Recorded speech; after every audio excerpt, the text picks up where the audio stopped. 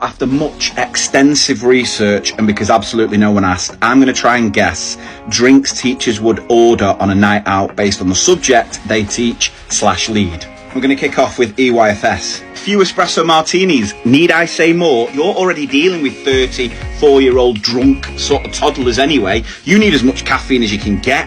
History teachers, I'm going whiskey. There's some long story of how these liquors are created. Plus it always feels like if you're recounting a historical tale, you need a whiskey and a cigar. Geography, around the world in 80 spirits. Might be some tequila, vodka, Malibu, whatever it might be. Just something that gives you a taste of the world. For music, I'm going gin and tonic, just because G&T, gifted and talented, tends to be the kids who can play music. They're the gifted ones.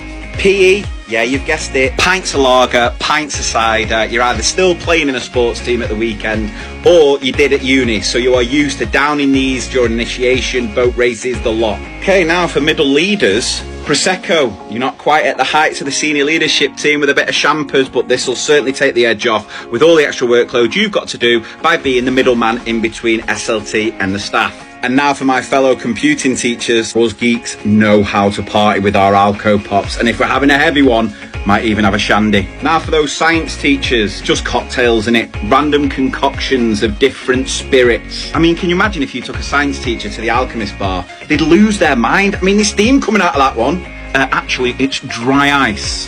For my English teachers out there, yeah, you've probably guessed it, wine. Plain and simple. What else are you going to drink while you're reading a book? They go hand in hand.